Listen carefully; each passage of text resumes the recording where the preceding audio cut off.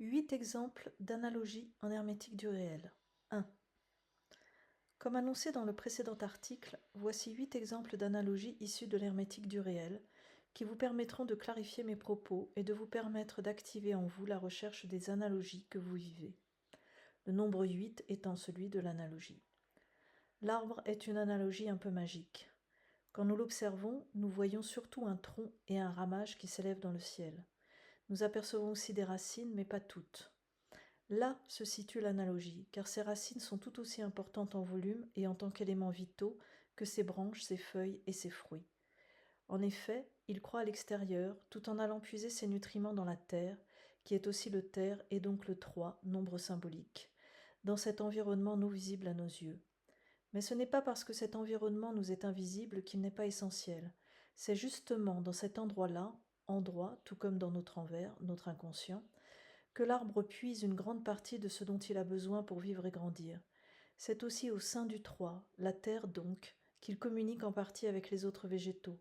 Pour compléter, le dessin de l'arbre de vie représente le haut et le bas de ce symbole, avec autant d'ampleur et en volume similaire. Il n'y a là aucun hasard. La maison. Ce lieu qui nous protège, même si c'est un appartement ou une tente, c'est le concept qui compte en l'occurrence, représente une analogie avec notre être. La maison, c'est chez nous. Notre être, c'est aussi chez nous.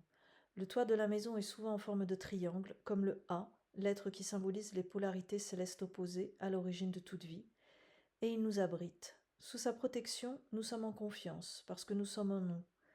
Le mot confiance signifie bien se fier à l'inconscient, à l'intuition, à notre petite voix intérieure. C'est donc nous-mêmes. Et le toit de notre maison représente la Trinité, nous, enfants du 1 et du 2 égale 3, issus du féminin du créé, O, et de l'inconscient, I. Le jour et la nuit. Que serions-nous sans le cycle existentiel des jours et des nuits? Nous ne pourrions pas vivre d'expérience humaine, puisque l'humain a besoin du jour pour expérimenter dans la matière, l'endroit, et de la nuit pour se reposer et se ressourcer dans l'envers. Le mot jour représente l'expression de l'amour par le jeu humain dans l'endroit. Notez que les mots jour et amour sont très proches. Et le mot nuit exprime l'incarnation du 8 dans le sommeil, c'est-à-dire l'autre face de notre réalité. C'est au travers des connaissances puisées dans l'envers, la nuit, que nous développons nos connaissances dans l'endroit, le jour, et que nous décryptons l'hermétique du réel. Le chien et le chat.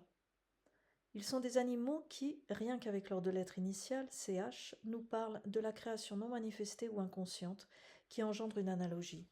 Le premier, fidèle compagnon de l'homme, met son énergie au service de son maître.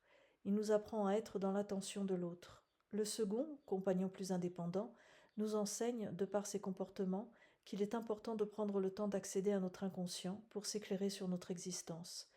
N'est-il pas tout le temps en train de faire ce que nous appelons des siestes, qui sont sûrement des temps pendant lesquels il se connecte à l'envers du réel? La pie et l'oie. Encore des animaux cette fois-ci, des oiseaux, en très bref, des wa-o, des êtres qui entendent le céleste. La pie, au plumage noir et blanc, nous parle de l'analogie yin-yang, donc des polarités originelles célestes, et de notre double conscience, puisque tout est double. Son nom, pi, est une autre analogie avec le nombre pi, 3,14, rapport entre la circonférence d'un cercle et son diamètre, ou entre la superficie de ce cercle et le carré de son rayon, faisant ainsi référence au cercle des nombres créant toute réalité. Et enfin, la pi jacasse, comme les hommes, pour nous révéler les secrets de l'envers dans notre endroit.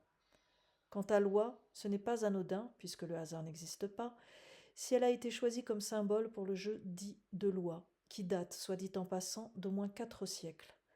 Elle est, elle aussi, un oiseau sacré et représente l'union du féminin du créé, O, et de l'inconscient, I, exprimé, E. C'est pour cela que sa case, dans le jeu de loi, permet de rejouer, car elle entend, comprend et dévoile l'hermétique. Il n'aurait pas été possible, par exemple, de mettre un coq à la place dans le jeu de loi, lequel est trop ancré dans l'endroit.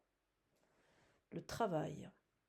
Non, le travail n'existe pas pour nous faire souffrir comme il est courant de l'entendre dire. En très bref, il est le 3 vers le V I, le V étant l'union de notre dualité terrestre. Il est ainsi une analogie entre la matière que nous devons transformer, peu importe que ce soit un brouillon de texte, un brouillon en texte lisible, du sucre en caramel ou des briques en maison.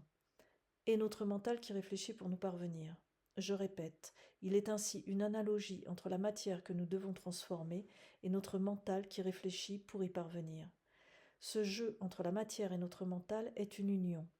Vous remarquerez que quelles que soient les organisations de société humaine, nous sommes obligés de travailler pour subsister, car le travail représente la réalité de ce que nous avons à vivre dans l'endroit pour évoluer dans nos deux champs de conscience, endroit et envers.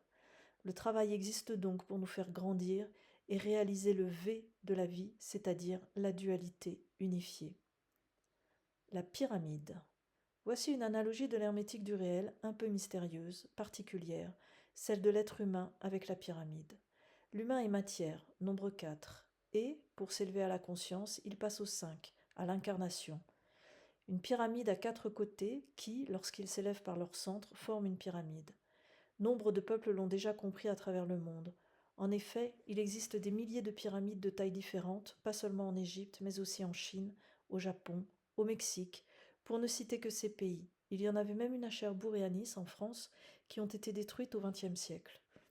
Il semble que certaines civilisations ont compris, bien avant nous, qu'à partir de la matière que nous sommes, nous avons la possibilité d'élever notre conscience au céleste et à la quintessence.